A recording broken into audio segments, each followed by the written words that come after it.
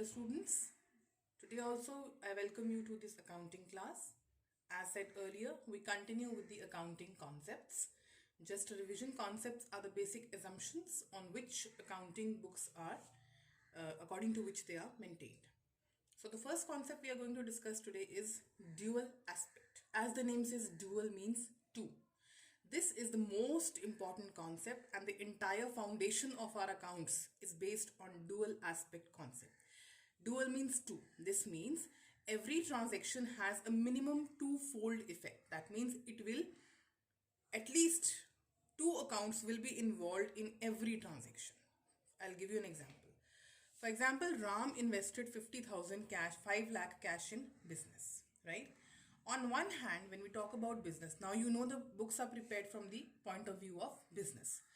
Ram is the owner, but he is bringing in 5 lakh in business. One, there is an asset of 5 lakh, that is cash, which is increasing.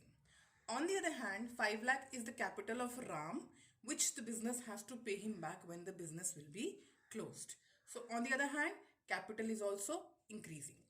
On one hand, cash of 5 lakh, which is an asset, is increasing, and on the other hand, the capital in business, which is a liability for business, is also increasing by 5 lakh.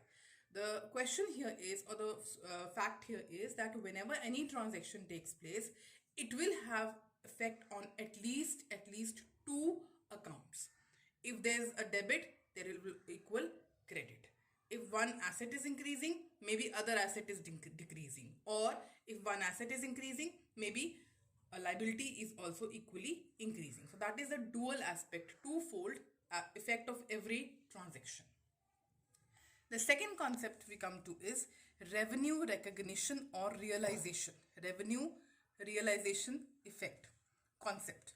Revenue, basically we know that it is the money or cash flow in the business if we sell goods and services, or we are getting certain interest on some money which we had invested, or we are getting some royalty from somewhere to whom we had given the rights. Any form of income which is cash flow, inflow of cash, is revenue. Now here from the name we come to know two things. What is revenue? I've explained to you what is revenue.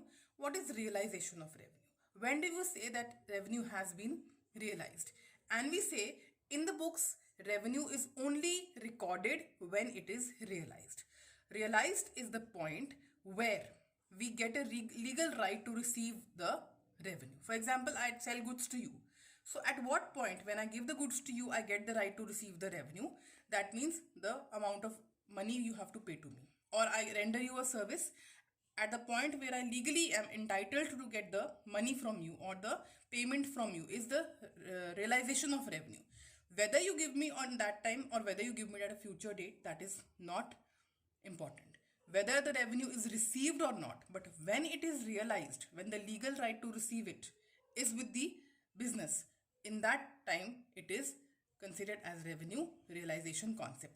In that time period, or when we prepare the books of that year, in that time period where the revenue was realized or we got a right to receive the revenue, will be considered revenue for that period, whether actually received or not. Next is the matching concept, continuation of revenue. Matching means we match revenues and expenses to calculate profits. But revenues for that particular accounting period, expenses also for that particular accounting period, when we match them, when we compare them, what are the revenues, what are the expenses, the difference, if revenues are more than expenses for that accounting period, gives us profit, and vice versa. Obviously, if expenses are more than revenues for that accounting period, we'll be facing loss. So matching means comparing the revenues and expenses for a particular period to calculate the profits of that very particular accounting period. Full disclosure concept. As the name suggests, the financial statements which we make should give us a full, clear, fair and adequate disclosure of information. Which information is relevant or important for making decisions. We know there are various users of accounting. Yes, inside the organization, outside the organization, internal and external users, right? So if the accounts are not disclosing that full and correct information, then the decision making will not be correct. Then that means the accounts are not giving a fair and clear view or a picture of the financial transactions of business. So full disclosure, all the relevant information as per the accounting standards laid down has to be revealed and disclosed in the books of accounts. Consistency concept. We know that when we are doing our financial transactions, we compare our performance, intra comparison with ourselves and inter comparison with our rivals in that particular same field, right? But for that, to make the statements comparative, to make the statements have a uniform base, it is very important that the accounting policies and practices that we are doing over the years do not change. They are consistent, because two different things cannot be compared. For example, one year we follow a different system of accounting and another year we change this different system of accounting, then the results of both the years cannot be compared because the accounting procedures were different. Similarly, two firms, let's say two rivals, two competitors, one is following different system of maintaining accounts and the other is following a different system of maintaining accounts. The results will not be comparable. So it is very important that the accounting policies, practices, they have to be uniform, that everybody is following the same and consistent. They do not change frequently, otherwise the results will not be comparable.